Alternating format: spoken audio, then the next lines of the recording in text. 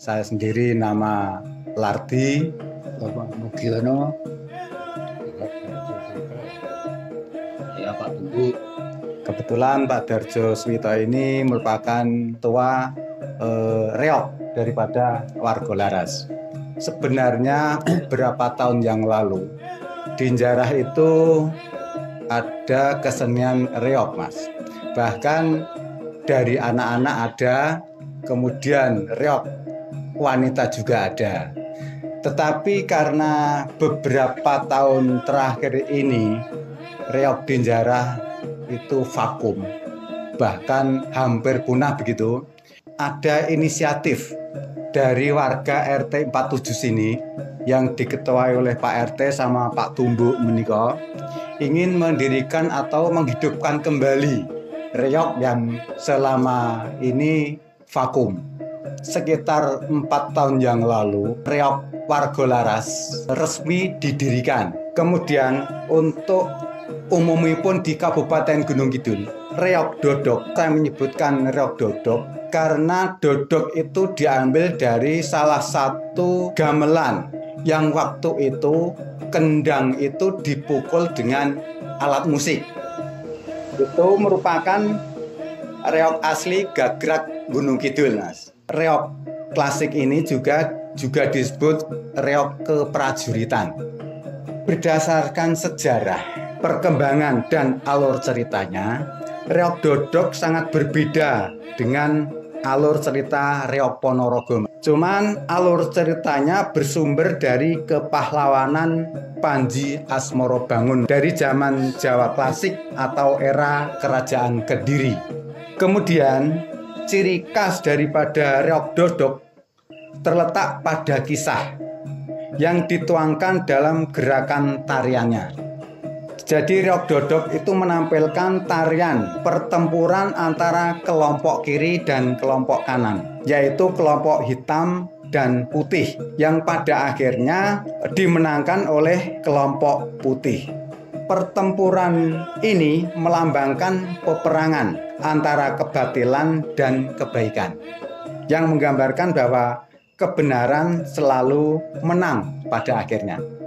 Kesatria perwira yang disebut Udeng Gilik membawa pedang.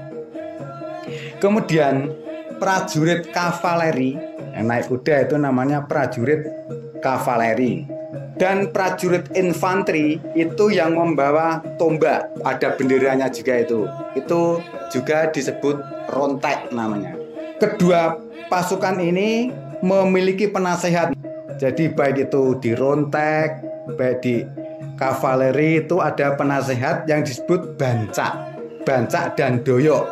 Kalau di Gunung Kidul itu dikenal dengan sebutan pentul dan tembem atau beles. Putih pentul, yang hitam beles atau tembem itu tadi. Jadi kesenian ini memiliki ciri khas gerak yang sederhana. Ciri khas dari kostum reog Gunung Kidul adalah pakem, yaitu memakai kuluk, selempang, dan surjan. Kemudian fungsi reog sebagai pemersatu segala profesi dan tingkat sosial. Itu menandakan bahwa reog itu merupakan satu kesatuan. Kemudian grup reog pada mulanya merupakan kelompok reog yang memperagakan reog dodok Gagrak asli Gunung Kidul. Namun dalam perkembangannya lebih sering memperagakan reog kreasi baru atau reog dodok yang telah dimodifikasi. Kemudian reog juga merupakan salah satu kesenian yang identik dengan kegiatan bersih desa. Sehingga dapat dikatakan bahwa kesenian tradisional tidak hanya sebatas gerakan tari tanpa makna. Di luar keindahan gerak dan musik pengiring, sebuah kesenian tradisional dapat menjadi media untuk menjaga persatuan warga Gunung Kidul. Jadi inilah alasan kenapa seni pertunjukan rakyat ini dapat lestari sampai sekarang di Gunung Kidul. Alhamdulillah di Jarah ini, terutama RT 47 Jarah 1 reok dengan nama Warga Laras menika alhamdulillah masih eksis. Ya sekilas sejarah daripada reok manje. Yang jelas itu tadi pembentukan reok di RT 47 itu karena beberapa tahun yang lalu reok Jarah itu vakum.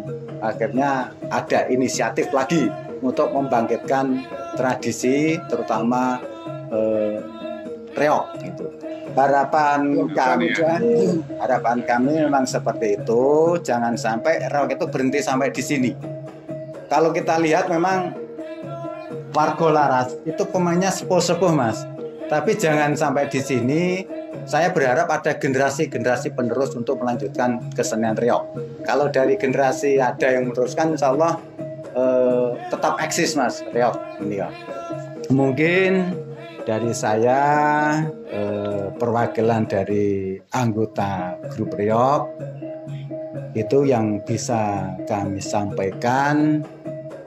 Mungkin ada salah di dalam kami menyampaikan, saya mohon maaf yang sebesar-besarnya. Kami tutup.